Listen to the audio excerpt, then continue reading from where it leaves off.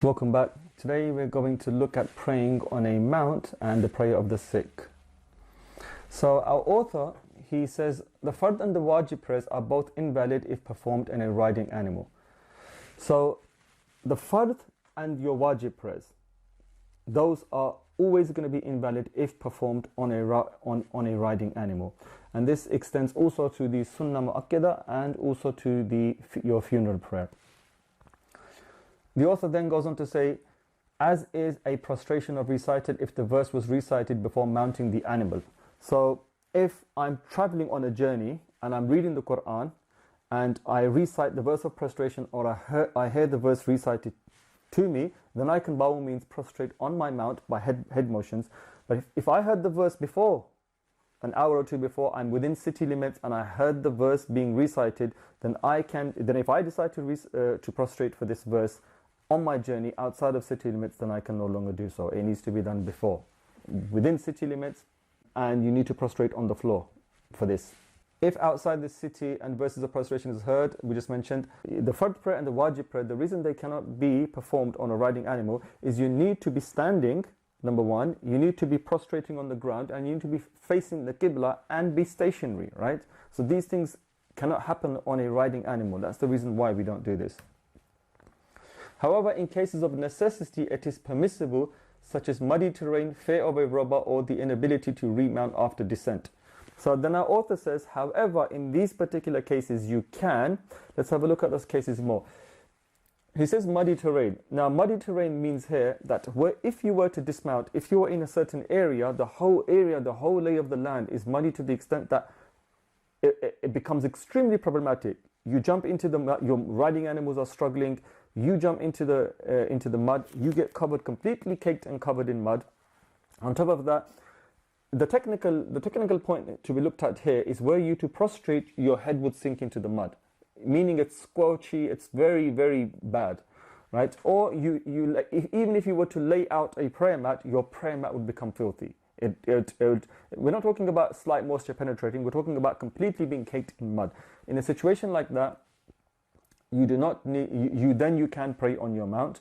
However, even then, it's best for you, if you can, to dismount and stand in the mud, right? Just stand in one area, face the Qibla, and pray as you can.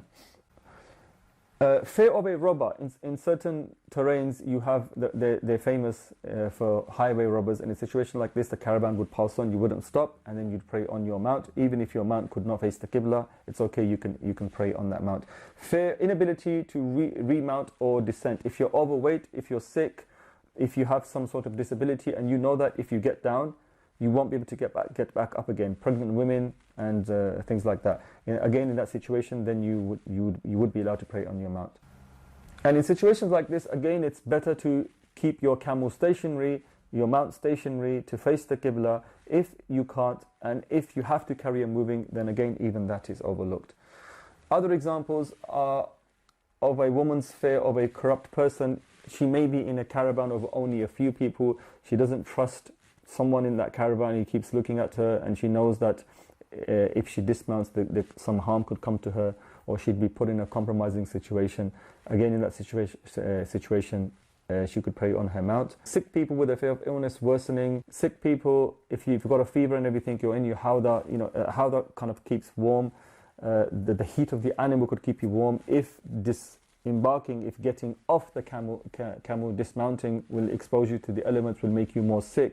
Or it could give you a sickness. And how would you know this? From prior experience. We discussed this before. Prior experience in your life, or a doctor's opinion, a doctor whose verdict is worthy of being listened to, someone who knows the deen, who's pious and who understands the situation of Muslims. Or your healing to be delayed. Dismounting will cause your cast or something to come off, or it might scratch against you. It might cause healing to be delayed. Or the flight of caravan or mount. So sometimes, especially if the caravan is time delayed, or people are not practicing, this can happen on a coach today as much as it happened in the past on caravans. There's a chance they could leave you behind, and then it's problematic for you. It's dangerous to your life as well, being left behind in the desert. In that situation, you have no other choice but to pray on your mount, however you can. If a carriage on a camel is made stationary and connected to the ground, by means of a wooden stick, or it's like one may pray in the carriage standing. The only other condition to this rule is like a howdah, which sits on top of a camel, is like a wooden skeletal structure, right? And it's covered in carpets and cloth and leather even, and then you can do much with it. You can put luggage on both sides, and you can, it's enough space for a person to sit completely, a woman to be completely veiled and sitting in there. That does not touch the ground, it's touching the camel. So we mentioned that you can't pray on a camel, your fard and wajib prayers. However, if that structure had pillars and stilts touching the ground, totally securing it to the ground, where the weight is being taken by the ground now, even though the camel's there, in that situation you could pray. You would be able to pray on that situation. And by extension, if we were to look at that, where else would that be? Would that happen? For example, you've got a house on stilts, on top of wetlands, on top of marshland, or even on top of the sea. Or a modern example would be a train. You're on a train and the train's wheels are touching the ground, right? Even though the train is probably suspended 2 foot off the ground, the wheels are connected to the ground, it's firm, it's stationary. You could pray, you could prostrate on the floor of the train. So these are the only conditions. If on an animal and outside the city limits, he may pray nafil prayers, even emphasize sunnahs by head motions. In such a case, any filth on the saddle or stirrup is overlooked. Whether you're a traveler or you're not a traveler. Now, what's the difference between a traveler? A traveler is someone who's intended a journey, so someone who knows he's going to travel 50 miles or less, right? He knows he's a traveler. Or somebody who's not a traveler, for example, you're inside your city, right? And you've just left to go to another village, which you can see with your eyesight. It's about 1 kilometer away, but you've left your city limits. Then you're not really a traveler as such. You're just going next door, right? But whether you're a traveler or you're not a traveler, you can pray. You can pray your emphasized sunnahs, your non-emphasized, your nawafila, except for the fajr prayer, on your camel, whether the camel's moving or whether the camel's not moving, whether the camel has all animals have filth on it. Right? As long as the filth isn't on your person, if the filth is on the stirrups, you let go of the stirrups. If the filth is on the side, as long as you're not connected to the filth, you can pray on that riding mount. It's better to keep it stationary, better to face the qibla, but if you can't for whatever reason, then it doesn't make a difference. You pray however you can. Except for the two sunnahs of fajr, you cannot pray them on there. You need to pray those on the ground. Any other prayer you can pray and carry on traveling. Also, the funeral prayer, you may not pray the funeral prayer on a riding animal. It holds the same ruling as the fard and the wajib. According to our school of thought, it's not valid to pray a ritual prayer while walking. So if you're walking, then you can bow, right? So we do not pray while walking on journeys. In general, for nafil prayers, one may pray sitting, facing the qibla, even if one is able to stand. This ruling holds both for starting the prayer, sitting, as well as sitting in the middle of the prayer that one has started. So if the nawafil prayer and the sunnah prayers, you can pray them sitting. The nawafil prayer you can pray sitting down. And you will see in the Hanafi school that you'll see many people doing this. You will lose half of your reward by doing this. If without a purpose, you will lose your reward. But if there's a reason, there's a reason, right? There's a genuine reason. But if there's no reason and you decide to do it, which you can, you will lose some of your reward for doing this. But then there's no other legal consequence or anything on you apart from losing the reward. That's it. You can be standing, right? You could completely do the 2 cycles sitting, or you could stand and then decide to sit halfway through. There's not a problem in that. You can do that in the prayer. If one prays in a ship while sitting, yet must perform sujood on the ground, even without an excuse, yet one must turn towards the qibla every time the ship changes direction. So Imam Abu Hanifa is of the opinion that when you're on a ship, and I think the other Imam's opinion is that you can still stand, but Imam Abu Hanifa's opinion is that if you're on a ship, then you pray sitting. Now the reason for that is ships move. So after a while you'll become seasick. And if this was to happen for 5 prayers, it becomes problematic. Sometimes your nausea lasts between prayer times and everything, and it just makes a situation more disagreeable for you. So, and also you have the tossing and turning of the ship in the waves. Depending on how smooth the ship is, you could be thrown overboard as well. So in situations like this, it's best to pray sitting down, and then you prostrate on the ground. And if the ship moves, you also move with it to face the qibla slightly. Normally in a ship, they chart their courses and they do not change their course sometimes for like 200-300 kilometers. So there's not a problem. And if they do change their course, it's normally very gentle, and you would be aware of this. And then if you're praying and you become aware of this, then you just slightly move with the, you move a bit to face the Qibla. And in the ocean, it's actually quite easy to find the sun, the Qibla. You just look at the sun. And they also have other instruments, fascinating instruments, sextants and other sorts of things where they can chart their progress and know which way north, south, east and west is also. Now we move on to the section on the prayer of the sick person. Our author says, if it is difficult or impossible for a sick person to stand in the prayer, he may pray the fard prayer sitting while still performing ruku and sujood. Okay, so first it must be known that if it's difficult for you to stand, you can pray them sitting down while still performing the ruku and sujood. So you would do your ruku. It's like doing the ruku if you were sitting down and praying in nawafilas, which is kind of going down just before you touch the ground, like just up to your knees kind of thing. And then you would do your prostration also, your complete prostration where your forehead touches the ground. This is if you cannot stand. Now, what kind of instances would warrant you not standing? Things like vertigo, dizziness, where you could throw up, or you would literally collapse if you didn't steady yourself or you didn't sit down. Danger of a fall for old people with mobility issues. The opinion of a reliable doctor. So you've got an injury, for example, your left leg, you're in a cast and you can't put weight on it, or you're healing from something and the doctor says your injury is going to get worse if you do this, or you've got your leg is swollen. There could be many issues. In a situation like this, if you can pray, you can sit down and pray, and then you do the full movements. If it's possible to lean against something, right? So then lean. If there's a wall on this side, there's a wall on this side, there's a pillar behind you, you can stand and lean, right? If it needs to be a wall where you can apply more pressure on your right foot to relieve the pressure on your left foot slightly, by all means you can do that. If, however, none of these things are possible, even if you've got crutches, if none of these things are possible, then you can sit down and pray and then offer the full bowing and the full prostration. If those positions are also impossible or very difficult, then he may pray by head motions, making his head motion for sujood lower than the ruku. So in that situation, you would sit, you'd recite, and then you'd make a head motion, and then your head motion for your prostration would be more than the one for the ruku. Sometimes people pray half-half, so where they stand, and then they can't sit on the floor, but they can stand. And then when it comes to sitting, they'll sit on a chair.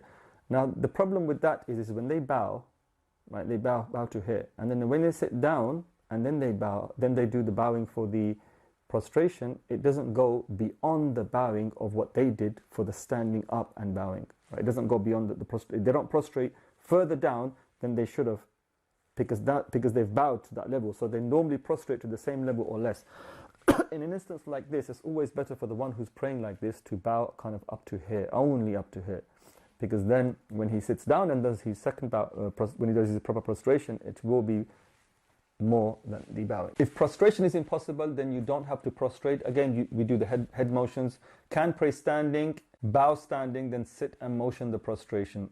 So again, if sitting is impossible for you, for some reason you can't sit, stiffness on your legs or problematic, if you're those people that you either lie down or they can get you up because you're so stiff, and then you can walk around a bit, but then when you can't sit, again you need to be laid down. In that situation, you can pray standing up. Just do the head movements when it comes down to the bowing, the prostrating. And then if you're able to sit and motion, then sit and motion the prostration. So depending on how bad the situation is for you, if you can sit in some situations and motion. So if you can stand and then you can get yourself down to a sitting position, but you can't prostrate, then obviously you would sit and you would prostrate. You'd sit and motion the prostration. It's superior to pray the entire prayer sitting now as closer to the ground. In a situation like this, it is superior just to basically sit, right? Just to sit and pray your entire prayer sitting down, because it's closer to the ground. The essence and the core of the prayer is your forehead touching the ground. That's the core lub of the prayer. So everything else you do is preparing you for that. So when you stand, you're looking down, the forehead is looking at the ground. When you bow, you're looking down, the forehead is looking towards the ground. When you go into prostration, again, it's touching the ground. When you're sitting, for your final sitting, again, the forehead is facing the ground. So everything is basically about the forehead, getting the forehead to the ground. So if you're in a situation like this, it's better for you just to sit. Now, if you are unable to sit, right, you're unable to sit, then what you do is they make you lie down. So they'd stretch your legs out in front of you. They'd put you on your back. The optimal position, the best position as a number one position would be for you to be on your back. They'd put a pillow or a cushion up your head, behind your head, and you'd pray, you'd recite, and when it would come to the bowing, you'd move your head forward, and then you'd move your head forward slightly more for the prostration. Now there's one small problem with this. Your feet will be facing the Qibla. So it's mildly disliked to do this. So you move your feet away. So somebody would, if it's possible, tuck your feet away under you slightly, either at a right angle or more or less, depending on how your joints work. They could move them to the side or do something with them. If, as a secondary position, if this position is impossible for you, then you'd be turning towards your right. You turn towards your left. And then even if those positions are impossible for you, then to keep you in any position you're in, right? Any position you're in, as long as you can see the Qibla, and then pray. If you cannot be turned, depending on what's wrong with you, you're paralyzed, or you recently became paralyzed, something's happened to you, you've gone into a spasm, you cannot be even turned. In that situation, someone would help you make tayammum, you'd make tayammum, and then you'd pray how you can, right? You'd nod. Even if you weren't facing the Qibla, you would do that. So now, if you're unable even to do the head motions, now really what we're talking about here is total paralysis. The paralysis from the head up. This could be due to an accident or a stroke or something like this. Then we say that if the duration of this lasts upon you for more than a day, more than 5 prayers, then you don't need to make them up. If it lasts upon you for less than that time, say, then you would make those prayers up once you recover. Because the prayer is lifted on the one who can no longer pray, right? Who is no longer if you cannot recite and you can't move your head, right? We don't pray inside our heart. We don't pray with our eyes, right? You pray with the head movements and the recitation. If you can't do that, the ulama say you don't need to pray in that situation. If it's more than 5 prayers, you do not need to do that. If one, again, an extreme form of this is consciousness, or the loss of sanity or consciousness. Again, the obligation to pray has been lifted upon the person who's in a state of insanity or unconsciousness. If it lasts for the duration of a day and a night, which is 5 prayers, right? If it's more than that, you wouldn't make them up. If it's less than that, you would make it up. And that's all for today. Thank you very much. Sallallahu alaihi wa sallam. Alhamdulillah rabbil alamin.